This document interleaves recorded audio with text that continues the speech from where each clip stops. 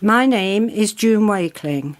This is a recording of an interview with Mr. Ted Sutton, aged 85. He lives at 36 The Marketplace, Mount Sorrel.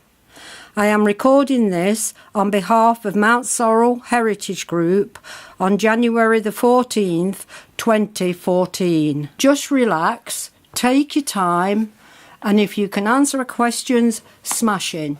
If you can't, don't worry, we'll just press on. Now, the first one I want to ask you is, were you born in Mount Sorrel? I was born at top of Watling Street in the house called Cliftonville. Have you got any brothers or sisters? No, not now. They've passed away. My two sisters have both passed away. Were they older than you? Yes. I was the baby. Right. Have you lived in Mount Sorrel all your life? Yes. Never moved away? I've lived in this house for 60 years, since we were married. Right. So you've not moved far out of the area then? No, only just down the road. What did your parents do for a living? My dad was originally a butcher at Quorn till he was crippled in a slaughterhouse accident. He then worked at the British United at Leicester for about 30 years before he died. Did your mum do piano lessons? My mother was a professor of music, and she used to teach the piano to local people. Right. A shilling a time. Right. We won't hear that again, will we? A shilling a time. What schools did you go to? Christchurch to start with, and St Peter's. Right. And then, did you pass on to Humphrey Perkins, if that was in existence? No. The war was on, and when you were 14, you left school and went to work. Right. Now then, I understand that your family were rather big in the Baptist world. Oh yes, my grandmother, my Aunt Muriel, my mother used to play the piano at the Women's Bright Hour. We all went to the Baptist. Did you go to Sunday school? Yes. How many times a day? We used to go in the afternoons. Sometimes we went in the morning, and then we had to break off and go into the service after. Into the church? Yeah. Now then, I understand that your grandma was rather keen on people not going to church, but going into the public house opposite. Oh, my grandmother used to preach to me about loose women and evil drink. And if you look at the wall of the Temperance Hall, you'll see there's a brick there with Lily bars on, when she was a member of the Temperance Union, was it? Yes. But when she died, we discovered under the sink in the wash house, there was a curtain across. There was a case half full of Guinness, but it was being drunk on medical grounds, my Aunt Mew used to say, because Dr. Strawn advised that she should drink it for her blood. That was the excuse, but my gran liked it. But who was the lady in the basket chair? Oh, that was Dora. Now, my gran had two brothers, Uncle Bill on the Green and John Henry up the top of Alstead Road. They went to Canada farming, but they got blowed out in the Dust Bowl, and my gran had to pay for them to come back to England. Well, Uncle Bill lived in the thatched cottage at the top of the green with Aunt Liza, and John Henry lived up on the Swithland Lane. But he left his wife in Canada and came home with a fancy woman, for which my granny never forgave him and never spoke to him and wouldn't even mention his name. And he used to have a bath chair with the handle turned round and fastened under the back of his bike, and then he'd cycle down the village with her sitting in the bath chair, pedalling away, and she was coming down Olstead Road one day when the bottom dropped out, and she was trying to run. So that finished. And what about the two young men who knocked at your door? Oh, that was Sunday. Jean was at home. Ivy was married, I think. And they were your sisters? And they, my mum and dad and they were just sitting down to Sunday dinner. And they'd knock on the front door. So my dad says, "You go and see who it is at this time of the day."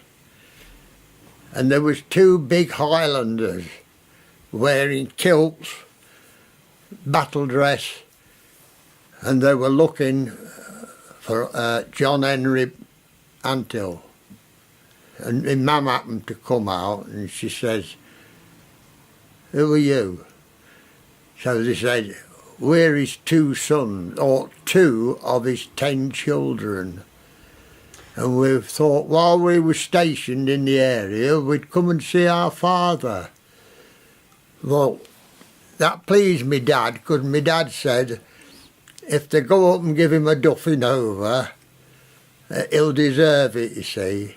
But anyway, they come back about an hour and a half later and said what a pathetic old man he was.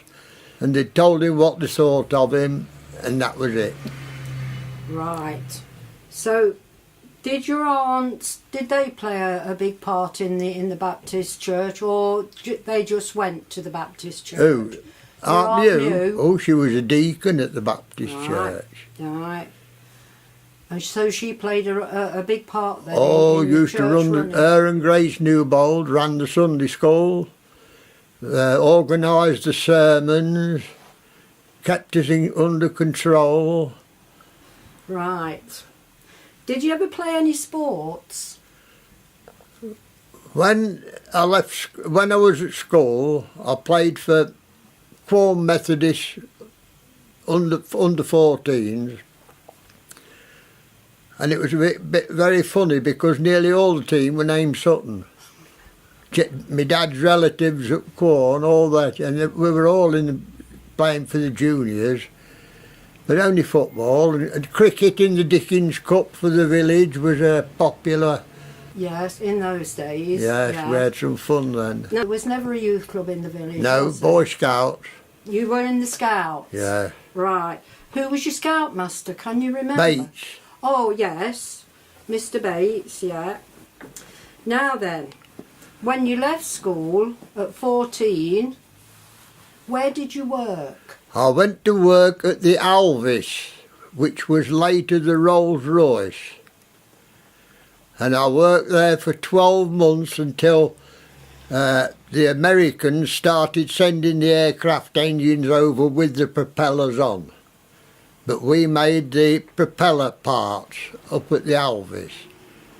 Right. And then, after 12 months, my dad says, "You're going to the BU." Which was a bit of a blow, because at the Alvis I were earning more money than my dad. And he didn't like that. So you had to move on? So I went to the BU and started working the IVI works. And how long did you work for the BU? 47.5 years. Till you retired? Till I was made redundant. Right, right. And you've been retired ever since? Ever since. Right. Did you ever own a bicycle or a motorcycle? We know you've got a car, but did you ever have a bicycle or a motorcycle? I used to have a bicycle to go to work on at Leicester, bought from George Spence's across the road. I used to go with my dad in the morning and we'd cycle to work and home at night.